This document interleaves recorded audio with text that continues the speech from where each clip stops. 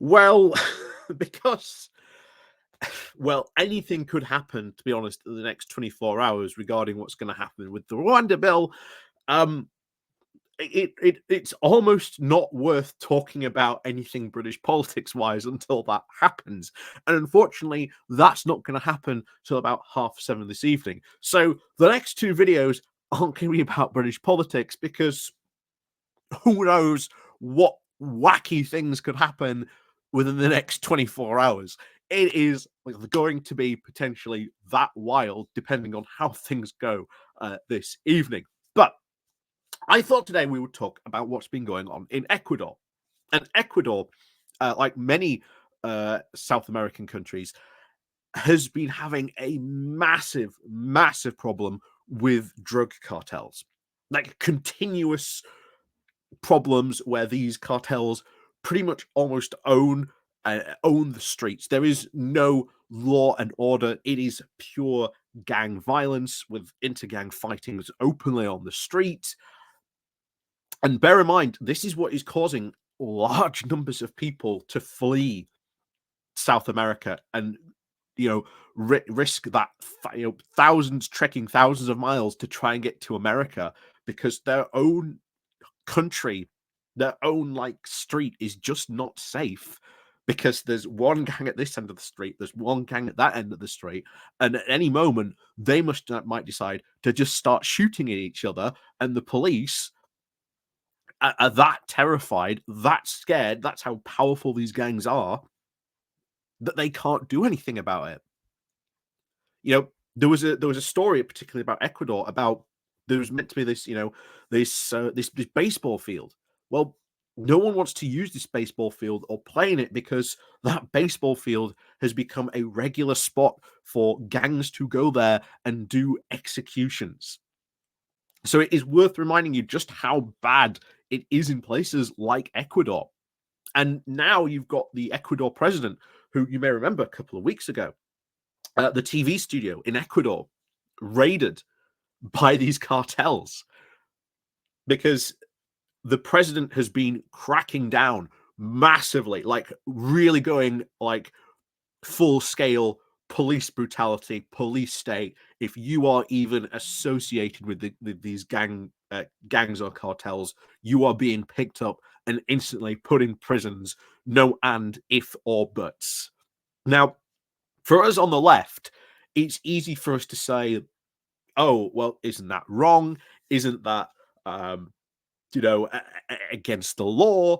Isn't that, something that we on the left should be against? Here's the thing. When Ecuador has done this in the past, done these massive sweeps and tried to sweep away these all these gangs and sort of put them into prisons, crime has gone down considerably. It has made these streets safer, undeniably. You can look at the evidence of what they've done, how the crime rate has dropped in after these sweeps. But the worrying part now is that there's probably going to be an escalating into sort of the gang violence, especially on these streets, because the gangs are now sort of trying to kick back. Ecuador president has issued a state of emergency. He's now deploying the army to start getting involved in this. And he's openly said, look, we are in a state of war, not against any other country. We are at war with these criminals who are, polluting our streets. They are doing, people are dying in crossfires. We cannot continue to go on like this. So him having to engage in such harsh measures, you almost have to say at this point, yeah, he is entirely justified in doing that. Because these cartels just have such power in these countries, such money and wealth behind them, because the poverty rate in them is poor, so people feel that that going to sort of work for the cartel is their only option. Legitimate businesses then become, of course, targets for these cartels through extortion schemes, etc. So it just becomes a continuing cycle of violence unfortunately. And until Ecuador really solves the big problem here, of course, would be um, the drug war in America. If America would, you know, really for a moment seriously take a look at these drug war policies. Not only that, that would also help solve the immigration problem at the southern border. But of course, the Republicans are never in a month of Sundays going to even consider thinking of something like that. But this is what the repercussion of this drug war has been. It has made these cartels just so powerful. They almost, in many respects, just are running the country. And some of these states in South America are very, very close to going into just pure all out anarchy. And you're now going to ask, well, what could we do? Well, the biggest thing, the way to solve this would be to sort of end the drug war, to really start to sort of think how we think about drugs. That we need a completely brand new way to approach how we deal with this, not just here in sort of the UK, but internationally as well. And that maybe this does require some sort of international response to, really crack down on, you know, do we sort of, legalize, certain drugs? Do we have a look at how we can, you know, sort out many of these different things? Um, it is a big question, but I still do think it does require an international response. And I think one of the big things we need to do is we need to re-examine our own, drug laws here in the UK and go, well, maybe we can declassify this, or maybe we look at what Portugal did and completely change our approach as they did, to saying rather than this be a crime problem, the reality of this is it's a medical problem, and that we look at it that way as Portugal has done.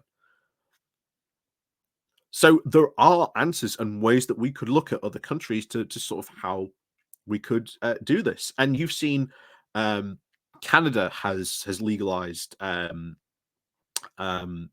weed.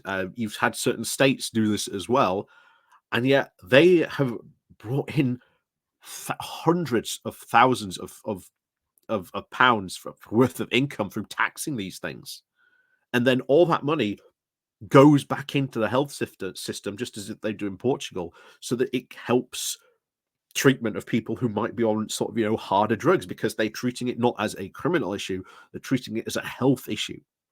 So there's a lot of different things we need to sort of think and consider about this, but it isn't an easy problem. But so Ecuador, their only solution is now we've got to go almost full police state, full police brutality to crack down on these cartels, because they are just so powerful. It is the only response they sort of have in that measure. And we'll see what happens. But Ecuador is certainly another potential trouble spot where honestly bad things could happen. But it's not the only South American country that is having problems like this. It's not alone in this regard. But this is something that the South America has for a long time suffered because of American policy when it comes to handling drugs, and not only just American policy, but European policy as well. So this is something that we do need to look at so that we can help countries like Ecuador. So let me know what you think down below. And of course, as always, remember to click on the like, share, and subscribe button. There are links down below to the Patreon page, the Pony Club as well. And of course, there's one off donation link called Buy Me Coffee link where you can buy me coffee. And of course, there's the YouTube thank you button as well. So as always, we'll see you all next time.